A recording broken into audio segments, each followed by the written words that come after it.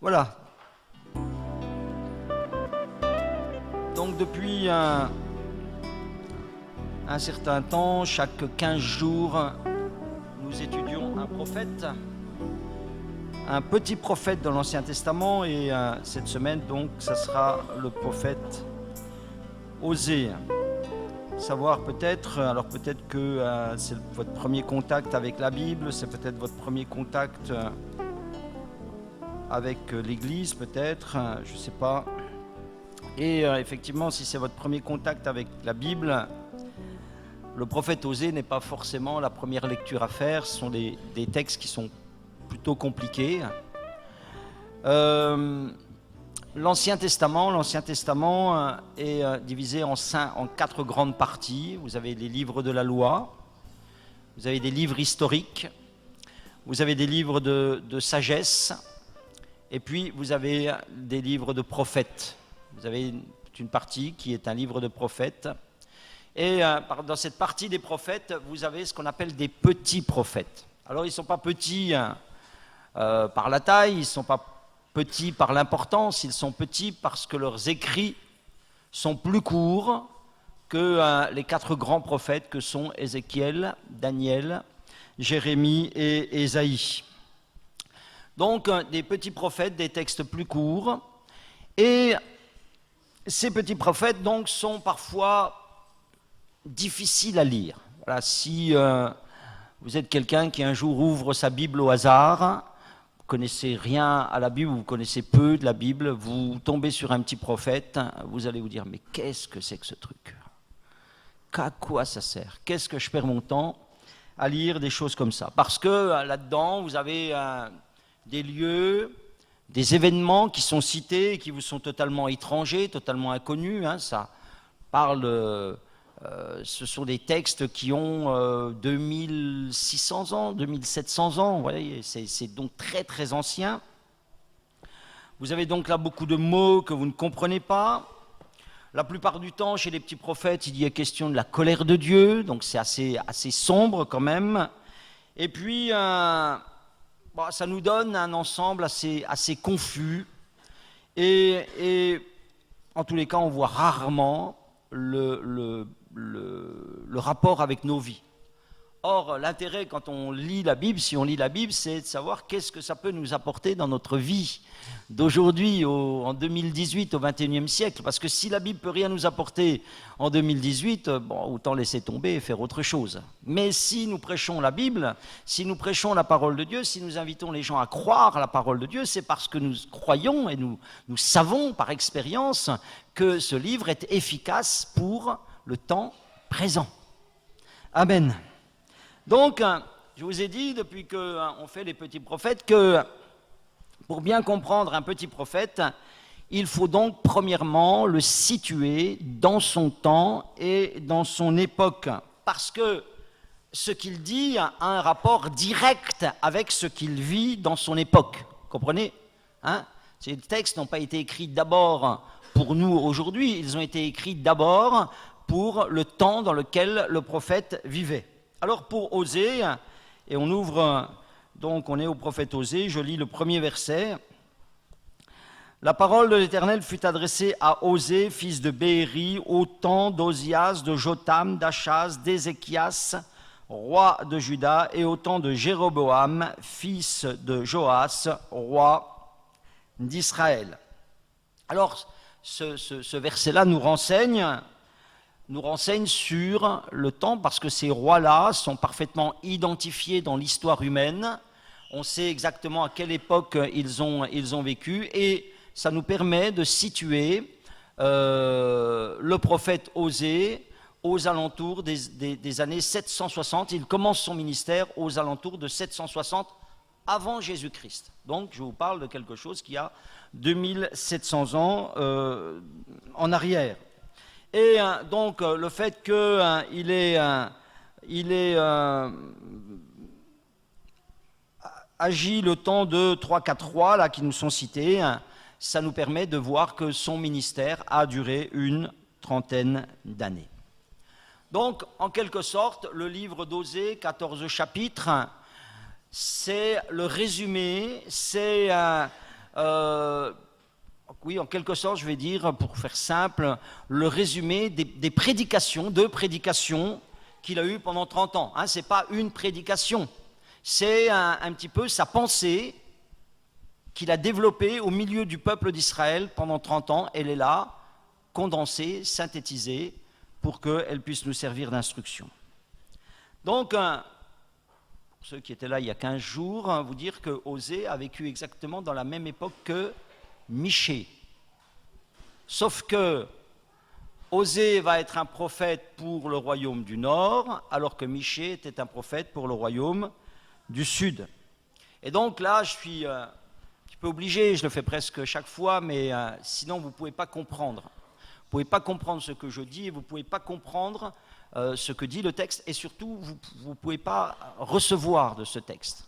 Donc, je suis obligé ici de vous faire un petit rappel d'histoire, très simple, pour que vraiment vous puissiez comprendre les petits prophètes. Donc, il y a un roi qui est important, il y a David, Salomon, son fils, ça, même généralement avec un petit peu de culture générale, on a entendu parler du roi Salomon. Et ce qui s'est passé après le roi Salomon, on est là environ 1000 avant Jésus, ce qui s'est passé après le roi Salomon, c'est qu'il y a eu une division dans le pays. C'est un petit peu comme si la France s'était divisée, qu'elle s'était divisée au niveau de Lyon, et qu'il y ait la France du Nord et la France du Sud, et puis que c'est produit deux États différents, les Français, mais deux États différents. Israël s'est divisé, et s'est divisé en 10 tribus, le royaume du Nord, ce qu'on a appelé Israël, et puis 2 tribus, puisque Israël c'est 12 tribus au départ, qu'on va appeler Juda, ou le royaume du Sud, voilà. Donc, à partir de Salomon, Israël c'est ça, c'est 10 tribus d'un côté, 2 tribus de l'autre. L'une, on appelle ça Israël, ça réunit les 10 tribus, et d'autres, on appelle ça Juda. Les deux tribus, quand elles se séparent, elles vont rester fidèles à Dieu, au Dieu de la Bible, au Dieu créateur, au Dieu des 10 commandements. Elles vont rester fidèles, ces deux tribus, en tous les cas fidèles. Elles vont rester fidèles plus longtemps, et elles vont pouvoir rester fidèles plus longtemps parce qu'elles vont être gouvernées par intermittence, par de bons rois.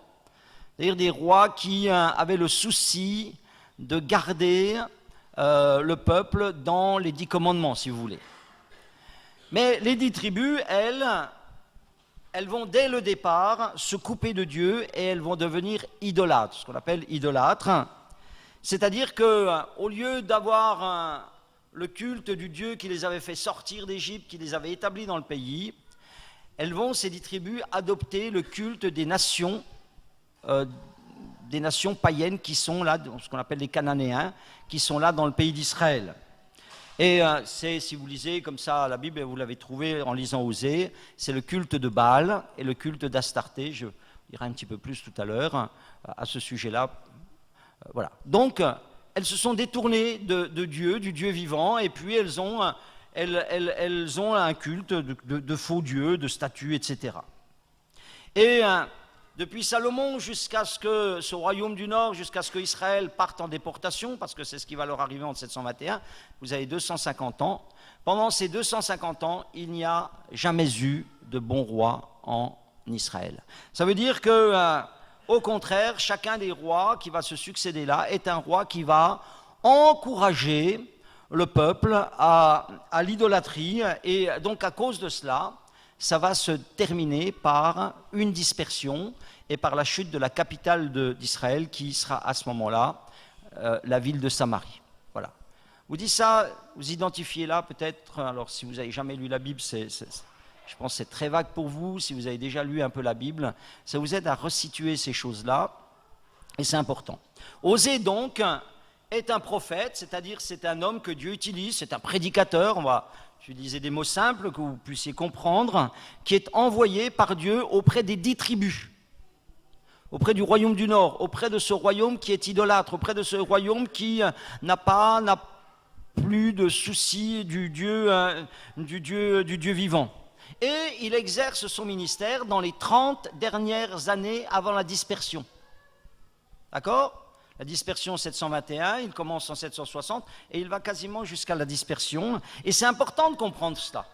Pourquoi c'est important? Parce que vous comprenez que son but, et ensuite quand vous lisez le prophète Osée en le remettant dans ce contexte-là, vous comprenez bien que son but, c'est d'amener la nation à changer, à se tourner vers le Dieu vivant pour éviter la dispersion. Et c'est pour cela que vous lisez au chapitre 1, versets 3 et 4, « Il s'en alla, prit Gomère, fille de Diblaïm, elle conçut, lui enfanta un fils. Et l'Éternel lui dit, appelle-la du nom de Jisraël, car encore un peu de temps, je châtierai la maison, je mettrai fin au royaume de la maison d'Israël. » Encore un peu de temps, je mettrai fin à la maison d'Israël. Voilà le fardeau du prédicateur, voilà son message, voilà ce qu'il doit transmettre à ce peuple. Vous devez changer, vous devez réformer vos voies. Il n'y avait pas de justice sociale, il y avait on l'a vu avec Michée, il y avait beaucoup d'injustice, beaucoup de violence dans le pays, et qui était fait par les grands du pays, par les maîtres du pays, par les rois, par ceux qui étaient en responsabilité. Et donc il leur dit, parce que vous ne réformez pas vos voies, je vais finir par vous disperser. Un petit détail encore, avant d'aller plus loin, lorsque vous lisez le prophète Osée, peut-être vous avez remarqué que souvent, il est question d'Éphraïm. 37 fois, il est question d'Éphraïm dans le livre d'Osée. Alors, qu'est-ce que c'est qu'Éphraïm? Éphraïm, c'était une des 10 tribus d'Israël s'appelait Éphraïm. Or, comme à cette période-là, cette tribu-là, elle était dominante, Israël prend le nom de cette tribu. Lorsque vous trouvez Éphraïm dans Osée, sous-entendu là, eh bien vous avez tout Israël qui est concerné. Je vous donne un exemple, chapitre 5, verset 3. Il dit « Je connais Éphraïm et Israël ne m'est point caché ». Ça c'est dans la Bible, vous avez souvent ça, vous avez une première phrase, la deuxième, elle répète la même chose. En fait, c'est la même chose, dit avec d'autres mots. Je connais Éphraïm et Israël ne m'est point caché. Maintenant, Éphraïm, tu t'es prostitué et Israël s'est souillé. Voilà, c'est la même chose. Hein. C'est deux phrases, mais qui, en fait, disent la même chose en ajoutant un renseignement supplémentaire. Donc, voilà, pour votre compréhension, Éphraïm, c'est Israël. Donc, tout ceci étant dit, nous comprenons mieux... où nous sommes plus à même de comprendre le contenu du livre d'Osée. Et le contenu du livre d'Osée, donc, c'est la souffrance de Dieu pour son peuple. Une véritable souffrance de Dieu pour son peuple. Pourquoi? Parce que Dieu aime son peuple, mais son peuple n'aime pas Dieu. Vous savez que c'est pareil aujourd'hui, hein? Vous savez que Dieu aime les hommes, mais que les hommes n'aiment pas Dieu. Ça, vous savez que Dieu a tant aimé le monde qu'il a donné son Fils, Jésus-Christ, que si un jour Christ a été crucifié sur la croix, c'est parce que Dieu aime l'humanité et veut lui donner une solution. C'est une solution, Christ sur la croix, c'est une solution pour l'humanité. Mais nous voyons que très peu de gens répondent à cet amour du Christ crucifié, et les gens ou s'en moquent ou s'en détournent. Voilà. Et donc Dieu a aimé son peuple d'Israël. Il lui a donné un pays, une terre.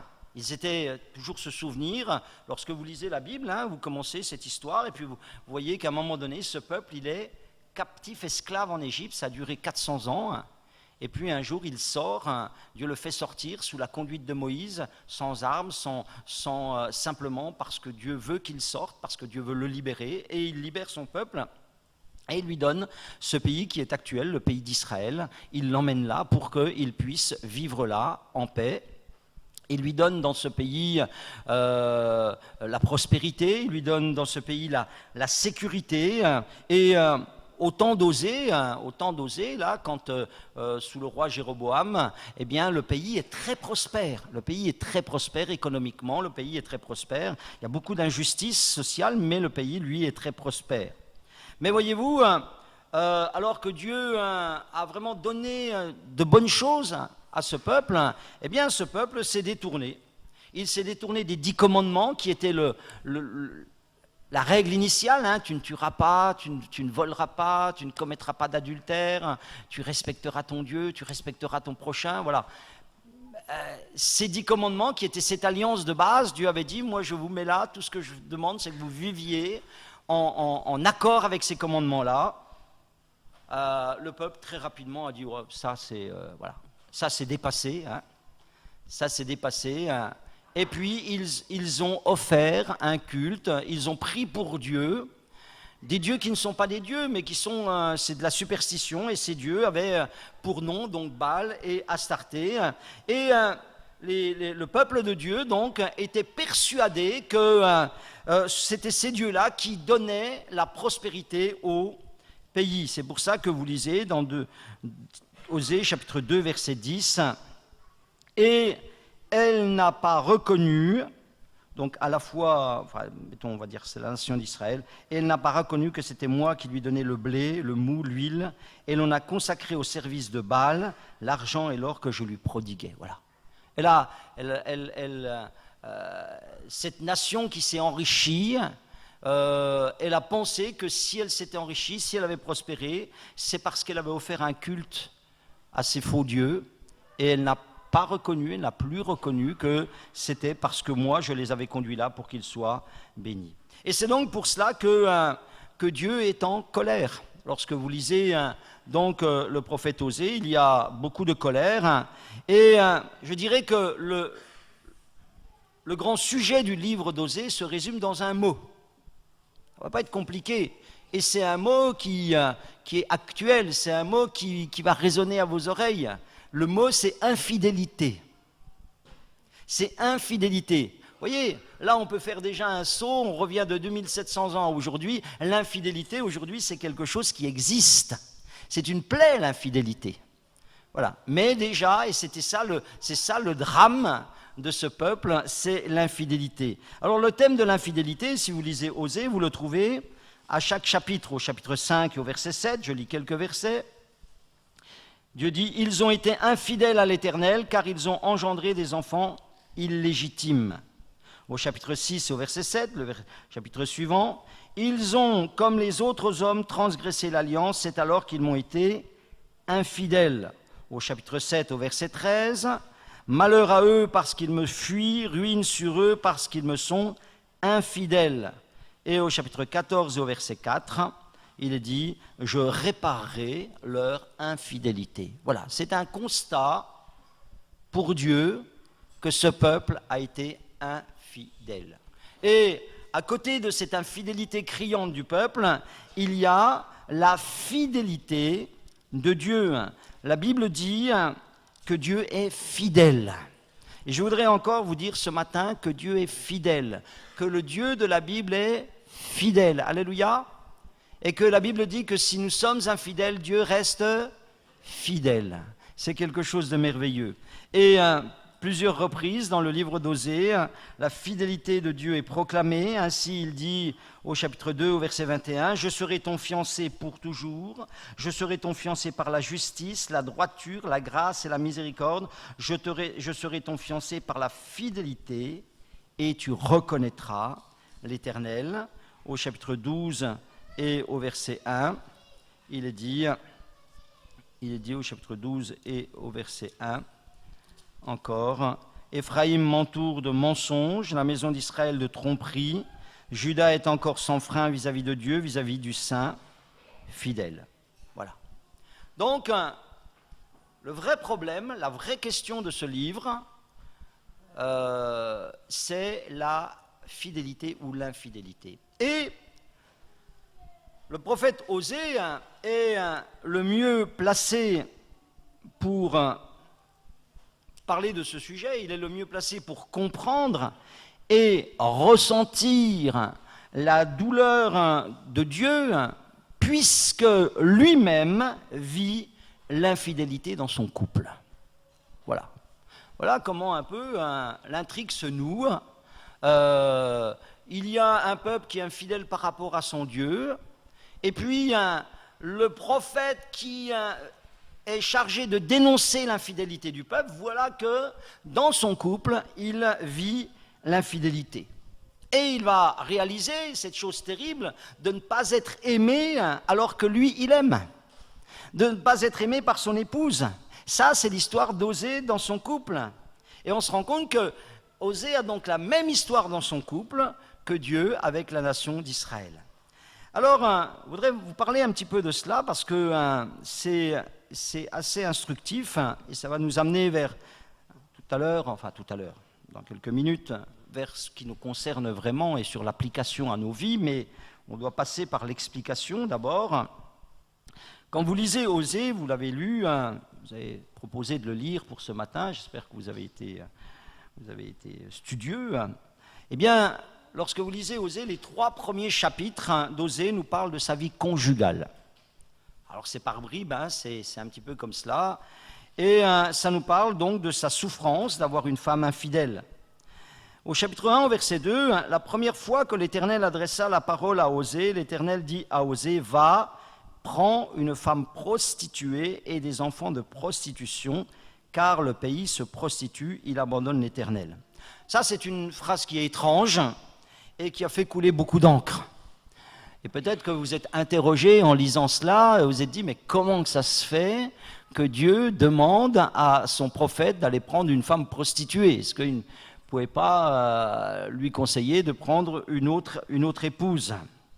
Alors, le texte ne nous dit pas, ne rentre pas dans les détails, et on en est réduit un petit peu à faire des suppositions. Je vais vous donner mon interprétation, je ne vais pas vous faire le catalogue de tout ce qui a été proposé comme interprétation. Je vais vous donner mon interprétation de cet événement en m'appuyant sur l'Écriture. Donc ici, il s'est dit au verset 3, il alla et il prit Gomère. Donc Gomère, c'est cette femme prostituée. Et voilà, bien comprendre qu'au début, cette femme est une prostituée. Quel type de prostituée c'est? C'est une prostituée sacrée. Et vous allez voir que tout de suite, ça change un petit peu la lecture. Cette femme est une prostituée sacrée. Je vais vous expliquer dans quelques instants ce qu'était une prostituée sacrée. Certainement consacrée dès sa jeunesse par ses parents au culte d'Astarté, parce que le culte d'Astarté était un culte où il y avait de la prostitution sacrée. C'est un culte qui est très, très répandu en Israël depuis Salomon, parce que Salomon s'était marié avec des femmes étrangères, donc avec des femmes qui venaient d'autres pays et qui avaient le culte de ces divinités-là. Et je voudrais juste vous lire un passage dans le 2e livre des Rois, au chapitre 23, pour que vous puissiez voir un petit peu quelle était la situation en Israël à cette époque-là. 2 Rois, chapitre 23, verset 7. Alors ça, c'est une période qui est encore plus tard, c'est en Juda et c'est plus tard que du temps d'Osée, mais c'est quelque chose qui existait en Israël depuis le roi Salomon. Il est dit, il abattit les maisons des prostituées qui étaient dans la maison de l'Éternel et où les femmes tissaient des tentes pour Astarté. Il abattit les maisons de prostituées qui étaient dans la maison de l'Éternel. Vous entendez bien? Les maisons de prostituées qui étaient dans la maison, dans le temple de Dieu. C'est-à-dire qu'on était arrivé à une période de mélange, on appelle ça du syncrétisme, où on avait mélangé le culte du Dieu vivant avec le culte d'Astarté. On a même retrouvé en archéologie une inscription où est inscrit Yahvé, c'est-à-dire l'Éternel, et Ashéra, c'est-à-dire Astarté. C'est-à-dire que Astarté était considérée comme l'épouse de Yahvé. Vous voyez dans quelle abomination le peuple en était arrivé. Donc, il faut bien comprendre ça. Astarté, donc, c'était une divinité qui était chez les Cananéens la déesse de la fécondité. La déesse de la fécondité. Donc, il y avait un culte à caractère sexuel pour obtenir de cette déesse la fécondité. Vous avez donc des femmes qui étaient consacrées à la divinité et, moyennant de l'argent, on donnait de l'argent à ces femmes, on avait un rapport sexuel avec, mais pas pour le plaisir du rapport sexuel, pour obtenir de la fécondité. Pour obtenir de la fécondité pour les troupeaux, pour obtenir de la fertilité pour les personnes, pour obtenir de la productivité pour les cultures. Vous voyez, comprenez le principe? C'est-à-dire que, en fait, la prostituée sacrée elle représentait la divinité, et avoir un rapport sexuel avec elle, c'était comme avoir un contact avec la déesse pour avoir de la fécondité dans sa vie. Et c'est ce que faisait cette femme Gomer. Donc Dieu lui dit, eh bien oui, tu vas épouser une femme qui est comme cela, mais tu vas épouser une femme qui est comme cela parce que tu vas la retirer. Tu vas la retirer de cet esclavage, tu vas la retirer de ce culte. Et donc il nous a dit il prend Gomer, cette femme, et puis il a une vie de couple avec elle, il la retire de la prostitution. Et puis donc cette femme lui donne 3 enfants, un garçon, une fille, un garçon. Et pendant cette période qui va durer donc, imagine, 3 grossesses, le temps qu'il soit sevré, c'est une période qui va durer peut-être une dizaine d'années, quelque chose comme cela. Pendant cette période-là, Gomer, qui a été retirée de la prostitution sacrée, elle est fidèle dans son couple, elle est attachée à son mari. Elle a 3 enfants, je l'ai dit, et les prénoms qui sont donnés aux 3 enfants, eh bien, symbolisent le jugement progressif que Dieu va avoir sur Israël. Le premier garçon, il l'appelle Jisraël. Jisraël, ça veut dire Dieu disperse, parce que Dieu a dit qu'il allait disperser son peuple à cause de sa mauvaise vie. La deuxième, la fille, il l'appelle Lo-Rushama. Lo-Rushama, ça veut dire celle dont on n'a pas pitié. Il le dit, c'est clair, c'est net, c'est pas difficile à comprendre. Chapitre 1, verset 6. Elle conçut de nouveau et enfanta une fille. L'Éternel dit à Osée, donne-lui le nom de Lo-Rushama, car je n'aurai plus pitié de la maison d'Israël, et je ne lui pardonnerai plus. Ça veut dire c'est arrêté, maintenant je vais les disperser. Lo-Rushama, ça veut dire qui n'a plus pitié. Et puis vient encore ensuite un garçon qui s'appelle Lo-Ami, et Lo-Ami, ça veut dire pas mon peuple. Et il l'explique, elle sevra Lo-Rushama, puis elle conçut, enfanta un fils. Et l'Éternel lui dit, donne-lui le nom de Lo-Ami, car vous n'êtes pas mon peuple et je ne suis pas votre Dieu. Voilà, ces enfants-là qui naissent au fur et à mesure parce que la situation du peuple ne s'arrange pas. Il dit d'abord le premier, c'est je vais vous disperser. Ensuite, il dit j'aurai pas de pitié. Et en plus, à la fin, il dit vous n'êtes pas mon peuple. C'est résolu, c'est arrêté. Donc, c'est pour Dieu, les enfants d'Israël sont comme les enfants d'Osée. Ils sont les enfants qui sont d'une prostituée. Chapitre 2, verset 4, il dit que voilà ce qui va se passer après. Plaidez, plaidez contre votre mère, car elle n'est point ma femme, donc contre votre mère, donc, ça veut dire après qu'elle a eu les enfants, car elle n'est point ma femme et je ne suis point son mari, qu'elle ôte de sa face ses prostitutions et de son sein ses adultères. Et au verset 7, il dit encore, leur mère s'est prostituée, celle qui les a conçus s'est déshonorée, elle a dit, j'irai vers mes amants qui me donnent mon pain, mon nom, ma laine, mon lin, mon huile et ma boisson. Qu'est-ce qui s'est passé? C'est passé qu'après qu'elle ait enfanté ses enfants, à un moment donné, on ne sait pas ce qui lui a pris, eh bien, elle est retournée dans la prostitution sacrée. Elle est retournée dans la prostitution sacrée, c'est pour le prophète Osée une infidélité qui est incompréhensible. Il le dit dans le texte, il dit mais je lui avais offert la sécurité, je lui avais offert le pourvoiement, je lui avais offert une vie normale, qu'elle ne soit plus esclave dans le temple d'Astarté, mais je ne comprends pas pourquoi elle m'est infidèle, elle est retournée dans le culte idolâtre et dans la prostitution sacrée. Que faire ? Que faire quand on a un conjoint infidèle? Que faire? Osée est en colère, on le serait à moins. Il est en colère contre Gomer, on l'a lu, là, il dit quelle autre ses prostitutions, sinon je la dépouille à nu, je la mets comme au jour de sa naissance, je la rends semblable à un désert, à une terre aride, je la fais mourir de soif. C'est de la colère, il est vraiment très blessé, il est en colère. Et puis, Dieu lui dit, donc il est dans ce problème-là d'infidélité de son épouse. Et au chapitre 3, au verset 1, l'Éternel me dit, va encore et aime une femme aimée d'un amant et adultère. Aime-la comme l'Éternel aime les enfants d'Israël qui se tournent vers d'autres dieux et qui aiment les gâteaux de raisin. Je l'achetai pour 15 cycles d'argent et 1 homère et demi d'orge. Et je lui dis, reste longtemps pour moi, ne te livre pas à la prostitution, ne sois à aucun homme, et je serai de même envers toi, car les enfants d'Israël, etc. Voilà. Va et aime encore. Va encore et aime. Le texte hébreu peut se comprendre des deux façons. Va et aime encore. Il a dit que Dieu le pousse à aller rechercher cette femme. Il le pousse à aller la racheter, elle est à nouveau esclave, elle est à nouveau prise, il faut qu'il la rachète au temple, il la rachète le prix d'un esclave, il la rachète moitié en argent, moitié prix en argent et moitié prix en nature, et il la rachète en espérant sa fidélité. Il va dire au verset 3, « Reste longtemps pour moi, ne te livre pas à la prostitution, ne sois aucun homme, et je serai de même envers toi. » Voilà, il espère sa fidélité et il lui promet de tout faire pour la rendre heureuse. J'ai vraiment plus le temps, mais vous trouvez ça encore au chapitre 2. Et c'est toute l'histoire du peuple d'Israël qui est là.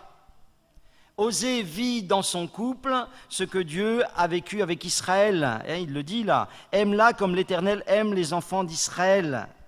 Au départ, Dieu donc avait libéré Israël de l'esclavage de l'Égypte, mais avec le temps, eh bien, ils sont retournés vers les faux dieux, vers des dieux de bois, des dieux de pierre qui sont faux. C'est pas ça qui donne la fécondité. Et pourtant, vous pourrez le lire aussi, je vous invite à lire Deutéronome chapitre 8, Dieu les avait prévenus dès le départ, avant qu'ils rentrent dans le pays promis. Il a dit, mais gardez-vous d'oublier d'où vous avez été tirés, gardez-vous de vous dire que ce sont votre force, ou que si vous allez vous prosterner devant des faux dieux, alors je vous ferai périr dans le pays où je vais vous placer. Et donc, c'est exactement ce qui s'est passé au chapitre 11 et au verset 8 d'Osée.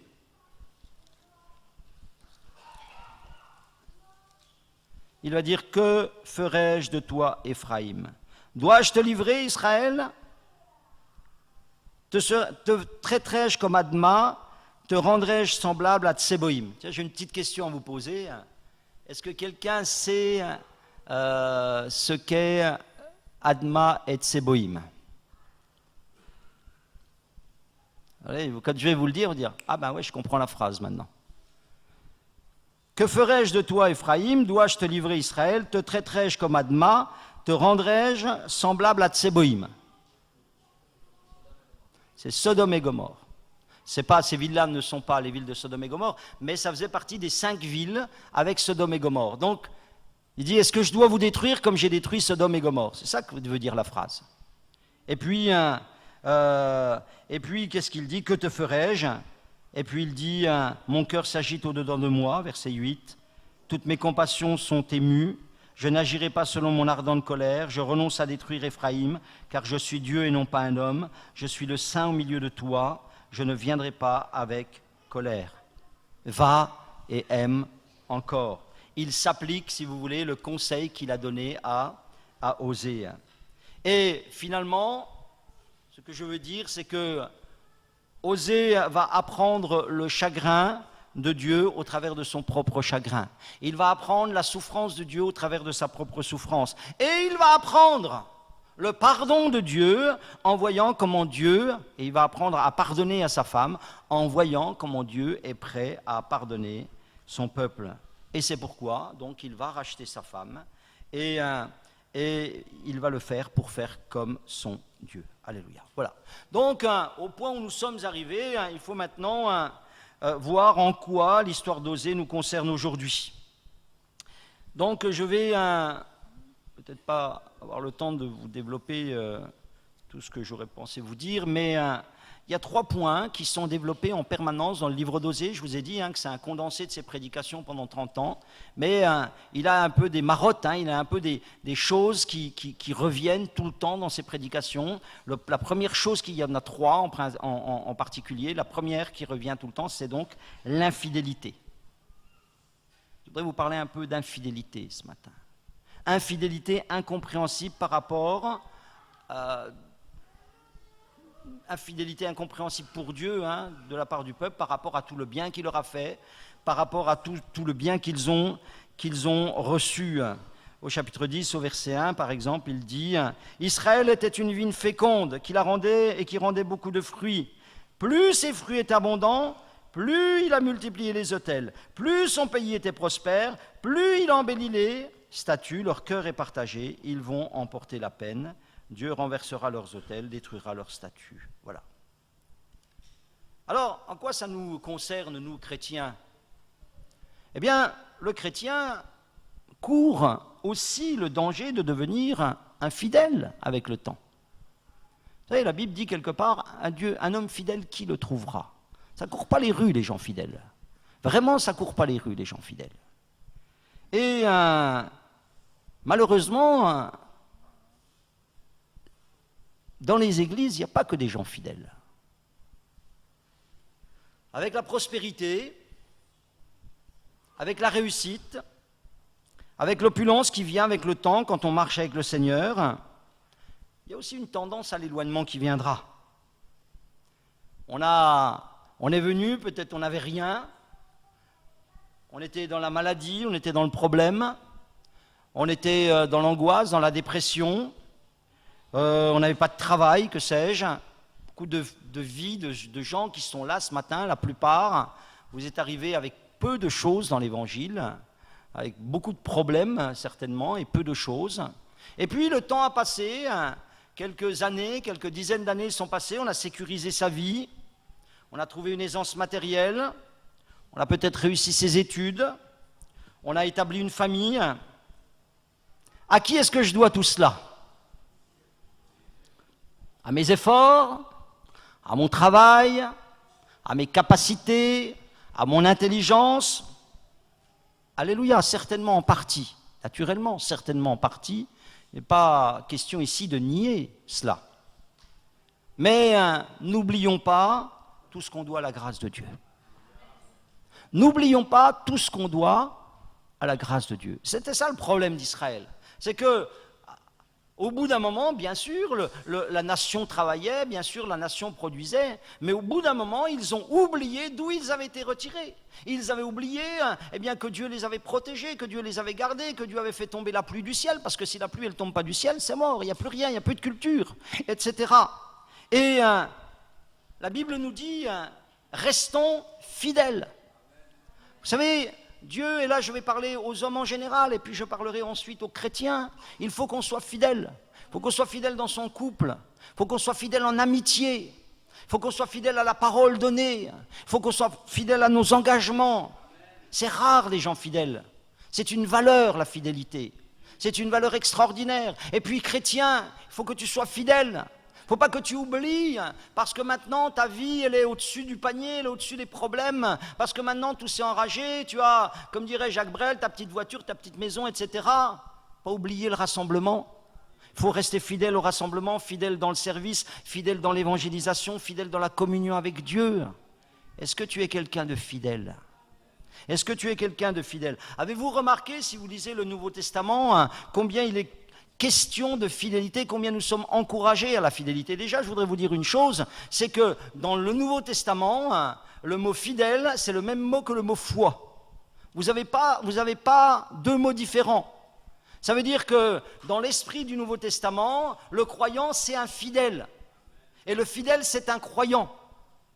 C'est des choses qui sont interchangeables. Il n'y a que, lorsque vous lisez le texte, il n'y a que le contexte qui peut vous dire si vous devez plutôt mettre le mot fidèle ou le mot foi. C'est exactement le même mot. J'aimerais vous lire quelques paroles de Jésus concernant la fidélité. Paroles de Jésus-Christ concernant la fidélité. Vous savez, Jésus, ce n'était pas du genre à parler pour ne rien dire. Il savait appuyer là où c'était nécessaire. Voici quelques paroles de Jésus sur la fidélité. Il dit au chapitre 16, verset 10 de l'évangile de Luc, « Celui qui est fidèle dans les moindres choses, l'est aussi dans les grandes. » Vous savez, les gens, ils veulent être fidèles dans les grandes choses. Mais Dieu te dit, je veux te voir ta fidélité dans les petites choses. Et il va dire que, il va continuer, si donc vous n'avez pas été fidèle dans les richesses injustes, qui vous confiera les véritables? Si vous n'avez pas été fidèle dans ce qui est à autrui, qui vous donnera ce qui est à vous? Si vous n'êtes pas fidèle dans les petites choses, vous n'aurez pas les grandes. C'est ce que dit la parole de Dieu, c'est ce que dit Jésus. Dans Luc au chapitre 19, au verset 17, Jésus encore dit là, Il lui dit, c'est bien, bon serviteur, parce que tu étais fidèle en peu de choses, reçois le gouvernement de 10 villes. Vous avez 2 mots qui sont accolés là. Fidèle, reçoit. Fidèle, reçoit. Peut-être tu manques de recevoir, hein, mais qu'en est-il de ta fidélité? Est-ce que tu es encore fidèle à l'appel de Dieu, à ce que Dieu a mis dans ton cœur un jour, hein? Vous lisez encore dans Matthieu chapitre 23. Matthieu chapitre 23. La religion, ce n'est pas de venir s'asseoir un dimanche matin dans une église évangélique. Ça ne sert à rien. Si le reste de la semaine, tu n'es pas quelqu'un de fidèle.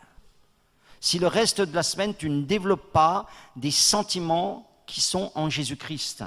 Malheur, chapitre 23, verset 23. Malheur à vous, scribes et pharisiens, parce que vous payez la dîme de la menthe, de la nette, du cumin, et que vous laissez ce qui est le plus important dans la loi, la justice, la miséricorde, la fidélité. Donc, je peux me donner bonne conscience en mettant un billet dans le panier le matin, en faisant des sacrifices, je ne sais pas, d'une manière ou d'une autre, en jeûnant ou je ne sais pas quoi, mais ce qui compte pour Dieu, ce que l'Éternel demande de toi, c'est ce que disait Michel de l'autre côté, c'est que tu pratiques la justice, que tu sois miséricordieux. C'est ça, c'est le même discours. Dans le nord, dans le sud, partout, c'est le même discours pour toi et pour moi. Ce matin, ce que Dieu veut, c'est que dans ma vie, je sois juste, je sois miséricordieux, je sois fidèle. Parce que c'est ça qui va bénir ma vie. Dans le Nouveau Testament, les exhortations à la fidélité, elles sont nombreuses. Je ne les ai pas listées parce que je savais que je n'aurais pas le temps, mais simplement vous rappelez, chrétiens qui êtes versés dans les Écritures, que dans les fruits de l'Esprit, il y a la fidélité. Il y a la fidélité, qu'est-ce que ça veut dire? C'est que là où il y a le Saint-Esprit, il y a la fidélité. Et c'est réversible. S'il n'y a pas la fidélité, est-ce qu'il y a le Saint-Esprit? Vous savez, des gens ils disent « Oh, mais moi je suis rempli du Saint-Esprit ». Non, frère, tu n'es pas, non, sœur, tu n'es pas rempli du Saint-Esprit. Parce que dans ta vie, il n'y a pas de fidélité. Parce que là où il y a le Saint-Esprit, il y a la fidélité. C'est un fruit, c'est une conséquence, c'est la nature de Dieu. Le Saint-Esprit, être rempli du Saint-Esprit, c'est être rempli de la nature de Dieu. La nature de Dieu, c'est la fidélité. Je suis, dit Dieu, un Dieu fidèle. Donc premièrement, Osée, le prophète Osée, c'est ça l'intérêt de lire ce prophète, même 2700 ans après, c'est que cet homme-là, il questionne notre fidélité. Qu'en est-il? Qu'en est-il? Est-ce que tu es quelqu'un de fidèle? Est-ce que tu te considères comme quelqu'un de fidèle? J'ai une bonne nouvelle. C'est ce que dit Osée au chapitre 14 et au verset 4. Je réparerai leur infidélité. C'est merveilleux. C'est merveilleux la Bible. Je réparerai. Vous savez, on a besoin d'être réparé. Vous savez qu'on a besoin d'être réparé. On a besoin d'être réparé. On a besoin d'être réparé dans nos corps. Les médecins font ça très bien. On a besoin d'être réparé dans nos âmes. Et ça, c'est le travail de Dieu. On a besoin d'être réparé. Mais on ne peut pas être réparé si on ne se laisse pas faire. On ne peut pas être réparé si on ne prend pas conscience qu'il y a des choses cassées dans nos cœurs, qu'il y a des choses cassées dans nos têtes, qu'il y a des choses cassées dans nos vies, qu'il y a des comportements qui ne sont pas des comportements normaux pour un être humain, pour un homme, pour une femme, qu'il y a des choses qui sont cassées et j'ai besoin d'être réparé. Est-ce que tu veux peut-être ce matin dire, Seigneur, répare ma vie. Seigneur, répare ma vie. Amen. Je vais vous prendre un petit peu de temps encore. On a le temps après tout. Je voudrais vous dire encore que Osée interroge, comme il interroge notre fidélité, il interroge aussi notre intégrité. Chapitre 4, verset 1, il interroge notre intégrité. Écoutez la parole de l'Éternel, enfants d'Israël, car l'Éternel a un procès avec les habitants du pays, parce qu'il n'y a point de vérité, point de miséricorde, point de connaissance de Dieu dans le pays. Et c'est des choses essentielles, ça. Alors peut-être que dans notre société aujourd'hui, on l'a remplacé, on a des autres mots qui sont essentiels, productivité, réussite, ou je ne sais pas quoi. On pense que... Non, Ce qui est essentiel pour que tu aies une vie qui marche, que tu aies une société qui marche, vérité, miséricorde, connaissance de Dieu.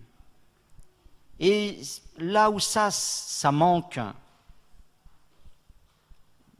il le dit ensuite, il n'y a que parjure, mensonge, assassinat, vol, violence, pays dans le deuil. On se plaint d'avoir des sociétés comme ça. Et pourquoi on a des sociétés comme ça? Parce qu'il n'y a pas de connaissance de Dieu. Donc, ça y est, on supprime toute la morale d'un coup. Parce qu'il n'y a pas de vérité, ce n'est pas essentiel. Les gens mentent, les gouvernants mentent, les journalistes mentent, les responsables mentent, on ment sans cesse, ce n'est pas important. Voilà, ça ne peut pas fonctionner. Et vous savez, une vie qui n'a pas cela, une vie chrétienne qui n'a pas cela, elle n'a rien de chrétien non plus. Elle n'a rien de chrétien non plus. Parce que c'est essentiellement un chrétien, c'est ça, c'est de la vérité, c'est de la miséricorde et c'est de la connaissance de Dieu. Au chapitre 7, au verset 8, je voudrais détailler une image qu'il donne. Il dit « Éphraïm se mêle avec les peuples ». Voilà. Et Éphraïm, donc Israël se mêle avec les peuples, donc il va prendre un petit peu toutes les dérives des peuples. Éphraïm est un gâteau qui n'a pas été retourné. Je voudrais vous illustrer un petit peu cette image. Qu'est-ce que ça veut dire? Ça, c'est quelque chose qui est très valable pour nous. C'est un gâteau qui n'a pas été retourné anciennement, et vous allez le comprendre si vous faites des crêpes par exemple. Anciennement, on faisait donc des gâteaux, on les faisait chauffer sur la pierre, et puis naturellement, pour que le gâteau soit cuit des deux côtés, au bout d'un moment, il fallait le retourner pour qu'il cuise de l'autre côté. C'est un petit peu comme une crêpe. Vous la retournez, pourquoi? Parce que sinon, elle est cuite d'un côté, puis de l'autre, elle n'est pas encore tout à fait cuite. Alors comme elle n'est pas très épaisse, elle pourrait se passer d'être retournée peut-être, mais quand le gâteau est un peu épais, il faut le retourner, sinon il n'est pas cuit, donc il n'est pas bon. Et il se peut que nous soyons des individus à moitié cuits, des individus qui n'ont pas été retournés. Peut-être nous sommes très forts en parole, mais en action, peut-être nous sommes des chrétiens pas cuits. C'est-à-dire qu'en doctrine, il n'y a pas de problème. On peut parler des heures de doctrine avec des gens, mais pour ce qui est des actes, il n'y a plus personne. Nous pouvons peut-être avoir beaucoup de principes dans nos vies, mais peut-être avoir mais peu de pratiques. On n'a pas été retourné. Vous savez qu'une chose, elle est valable s'il y a l'autre. Peut-être nous pouvons avoir beaucoup de théories. Ça, la théorie, c'est facile. Il n'y a qu'à ouvrir sa bouche. Mais peut-être on a peu d'action, peu de mise en pratique. Donc il va falloir qu'on soit retourné. Il va falloir qu'on soit cuit des deux côtés. Pas seulement les paroles, mais aussi les actes. Il se peut qu'on soit des chrétiens avec une religion à moitié vécue, avec une vie à moitié donnée. On n'a pas été retourné, avec un cœur à moitié engagé. Osée questionne notre intégrité ce matin. Ou quand on le lit, il questionne notre intégrité. Voilà, est-ce qu'on est entier? Éphraïm se mêle. Il se mêle, c'est mélangé. Vous savez que Dieu nous veut entièrement pour lui.